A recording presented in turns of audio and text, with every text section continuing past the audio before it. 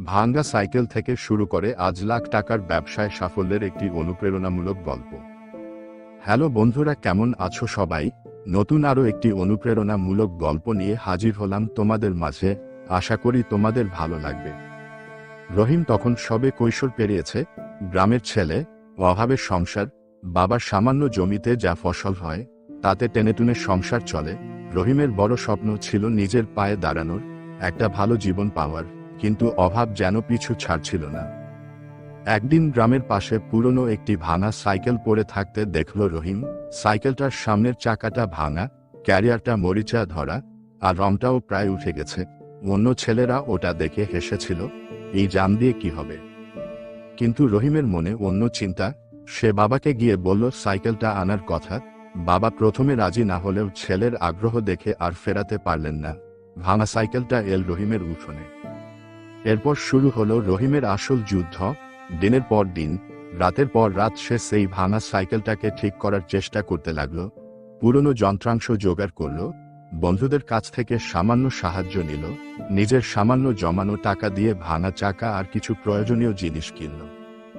অবশেষে দীর্ঘ চেষ্টার পর সাইকেলটা চলাচলের উপযোগী হলো।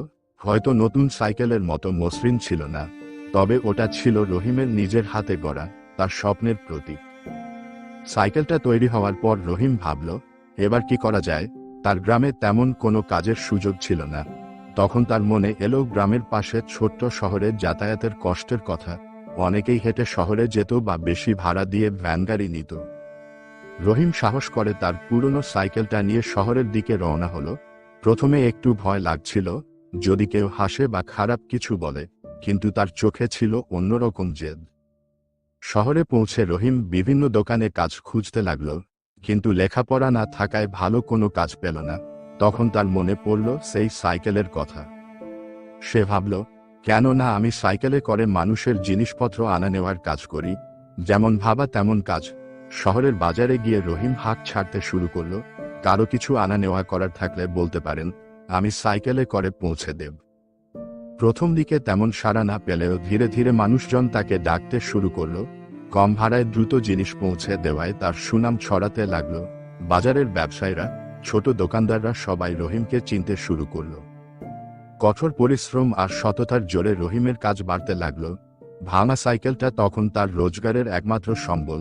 দিনে 10-12 ঘন্টা সাইকেল চালিয়ে সে যা রোজগার করত, তা দিয়ে সংসারও চলত আর কিছু টাকা জমা হতো।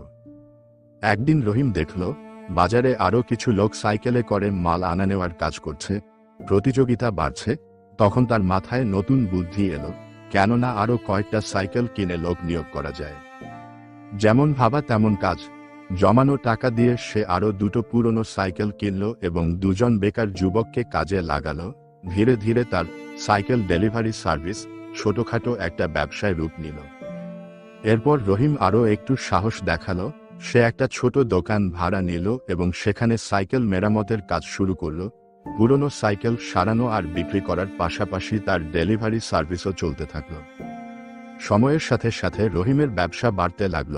তার সততা, পরিশ্রম আর নতুন নতুন আইডিয়া তাকে অন্যদের থেকে আলাদা করে তুলল।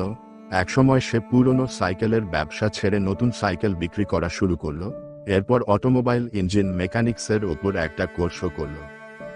আজ রহিম একটি ছোট ওয়ার্কশপের মালিক। তার অধীনে কাজ করে অনেক যুবক।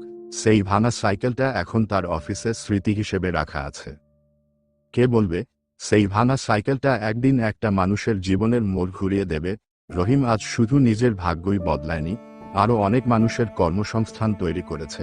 তার এই সাফল্যের গল্প আমাদের শেখায়, স্বপ্ন দেখতে আর সেই স্বপ্ন পূরণের জন্য অক্লান্ত পরিশ্রম করতে হয়। প্রতিকূলতা আসবেই, কিন্তু সাহস আর ইচ্ছাশক্তি থাকলে সব বাধা অতিক্রম করা যায়। ভাঙ্গা সাইকেলও একদিন লাখ টাকার ব্যবসার শুরুয়াত হতে পারে, যদি থাকে চেষ্টা আর আত্মবিশ্বাস।